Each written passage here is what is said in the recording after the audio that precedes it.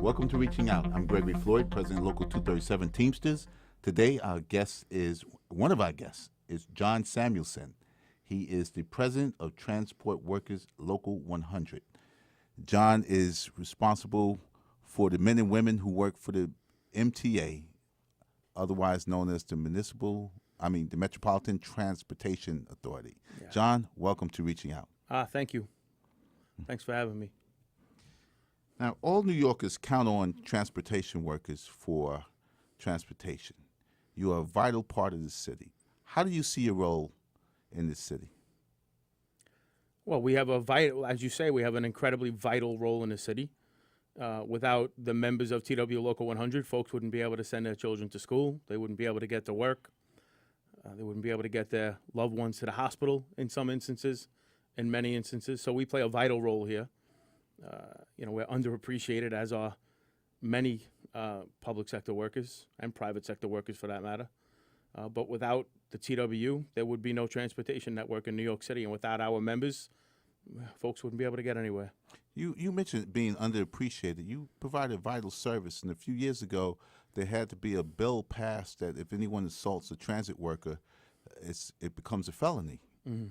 And when you say underappreciated, you were assaulted a lot, too, spit on and so on. The assaults against our staff, the assaults against Local 100 members working in the transit system are an outrage and certainly one of the most important issues facing the union right now. We've been able to turn the corner on it a little bit, but the statistics are absolutely astounding. 3 TW Local 100 members a week are assaulted on average, 150 a year. And I've said it before publicly, and I'll say it again, and I'll say it everywhere I go. If there were 3 cops a week getting assaulted, or 3 MTA bosses a week getting assaulted, or 3 members of the New York City legislature a week getting assaulted, they would bring in the National Guard to correct the problem. And this problem's gone on for years, unaddressed, and we're beginning to turn the corner and get some results. Actually, it probably would be the elected officials and the management, because I believe the police officers are getting into scuffles and they are getting assaulted. As a lot of my members in law enforcement and also the housing authority, they're being assaulted too. It seems like there's just an assault on people working for a living. Literally. There's a high level of frustration out there. Yeah. Very high level of frustration. There's no work here anymore. There's no jobs. There's no comfort for anybody trying to provide a livelihood to take care of a family. And so there's a frustration. And the wrong thing to do is to take it out on a public servant. Take it out on the folks that are making the decisions that have made somebody's life miserable. Don't take it out on the working class public servant. Now, we mentioned physical assaults, but we also have assaults on our pensions, assaults on our benefits, assault on health care, just assaults on employment for public sector workers and private sector workers. Yeah. Right now, we're in the midst of a lockout at Con Ed. That's a very vital part of this city. I think certainly over the last decade or so, there have been efforts, and even most recently, there have been efforts by the powers that be, the decision makers in New York State and elsewhere, to divide the public sector from the private sector, and to, united we stand, divided we fall. And I do think that the assaults against the private sector, and we've seen a few of them over the last couple of months, which actually started with the assaults on the CWA at Verizon several months ago. I do think it's having a galvanizing effect on all of us. I was at the rally yesterday with the utility workers and public sector union presidents, as well as private sector union leaders, were standing side by side and firm in their resolve to step up and defend the workers at Con Edison. And they go with the old adage, never waste a crisis. Absolutely. The NBA players were made to take less compensation, and everyone else is being made to take less compensation. Meanwhile, those who own the companies and those who are in charge, they're not telling you they're making more profits than all of us. So they're just going into our pockets and getting the money. Absolutely. Never waste a crisis is right. The MTA is not wasting it one bit in their efforts to extract concessions out of us. Well, speaking of concessions, you have a contract that expired 6 months ago, and you are currently negotiating a new contract with the MTA. How's that going? Well, it's going very slow. Some would say it's going badly, but my response to that is we are not agreeing to those concessions, and as long as the leadership of this union, namely me, refuse to sign that contract with the concessions included, then we're moving forward. So we continue to bargain. We continue to expose the MTA in areas where they're refusing to acknowledge that they have the ability to pay out raises, and never not take advantage of a crisis. The MTA certainly has the money to give TW Local 100 members raises and settle a fair contract with us. In fact, because of some of the campaigns that the TW has run exposing where the money is for raises, the MTA changed their position at the bargaining table from saying that they did not have the ability to pay. They modified it to say that they're just not going to pay. Oh, okay. So they're no longer claiming that they do not have the money to pay. They're claiming that they want to extract zeros out of transit workers, zero yearly wage increases out of transit workers, and a whole host of other concessions in the name of prudent business practice, but they are no longer making the claim that they can't pay. You're listening to Reaching Out. I'm Gregory Floyd, President Local 237. Here with me is our guest for this first segment, John Samuelsen, the President of Local 100, Transport Workers Local 100.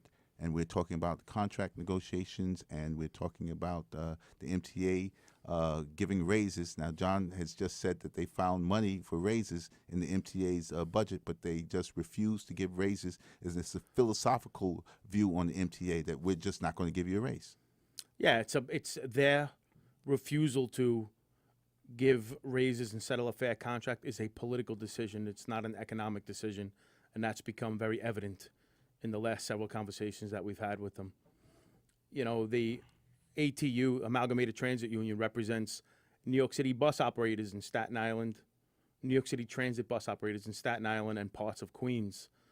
So recently they have an arbitration award. They won an arbitration award from an arbitrator named Zuccotti. I'm sure you're familiar with him. Yes. That identified the means by which the MTA has the ability to pay, where they have some money that they earmarked for other purposes that could go toward raises. And those are political decisions that drove the MTA budget. They were not economic decisions, as I said before. I just read that the MTA is considering putting ads on the Metro cards to raise money also. Did you hear that? Yeah. It's something they've talked about for a long time. And, we're at the point where whatever's going to bring stability to the MTA budget, certainly we're not going to stand in opposition to. They're going to commercialize the Metro cards. If that's going to be able to solidify their ability to provide consistent service and help toward kicking in dough toward a fair contract for transit workers, then we're not opposed to that. Now, John, you came on the labor scene kind of sudden and fast. I wouldn't say out of nowhere because I believe you were on the previous board. What is your background? What brings you to labor in leadership here? I just started my 20th year with the New York City Transit Authority. Time flies. I'm, shocked that I've started my 20th year.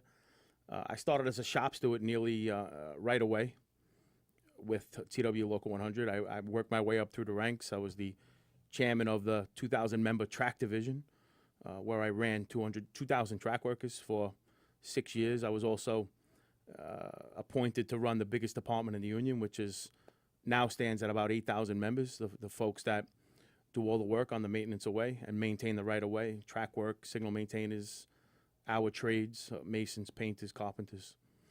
So it may seem as if I came on the scene out of nowhere to some people, but I have been busy working my way up through the ranks inside Local 100 for a long time. That's interesting, John, because I know you were there, and a lot of people know you were there, but people just need to hear your background. Yeah. And where'd you grow up? I grew up in Brooklyn, southern Brooklyn, a neighborhood called Gerritsen Beach. Okay.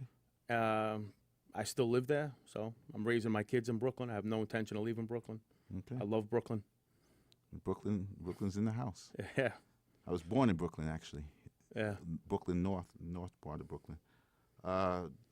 Local 100 has had success with organizing riders and community groups. Can you tell us about some of those groups and some of the riders that you've been able to work with? Yes, I won the election along with a new team with a new outlook on a lot of different issues. And one of the issues that has bothered me over the years is the state of New York and the MTA's ability to divide transit riders from transit workers. And it bothered me for a few different reasons, but primarily, Local 100, I'm sure along with your union and possibly DC 37, the majority of our members actually live within the 5 boroughs of New York City. And there's very few unions that can make that claim. We have 16,000 members alone that live in Brooklyn. 16,000 out of 40,000 members live in Brooklyn. We're embedded in the communities. Our children go to school in these communities. And it became a goal of mine to change the relationship permanently that we have with the communities. Also, in addition, you see transit advocacy groups all over the place, the strap hangers as well as several others. In my view, TW Local 100 is the greatest advocate for transit riders, not the advocacy groups. We're the ones that actually know how to get things done. We're the ones that know what kind of changes need to be made. We're the ones that know how to protect the interests of the riding public. So with that goal in mind, we began to organize in the communities in Brooklyn and Queens and the Bronx and change the relationship and begin to convey to transit riders that TW Local 100 members stand with them in their quest to provide consistent, safe, and affordable transit service. This is Gregory Floyd, President Local 237. Our very special guest was John Samuelsen, President of Transit Workers Union 100. All right, John, thanks for having me, Greg. Thank you. All right, bye-bye.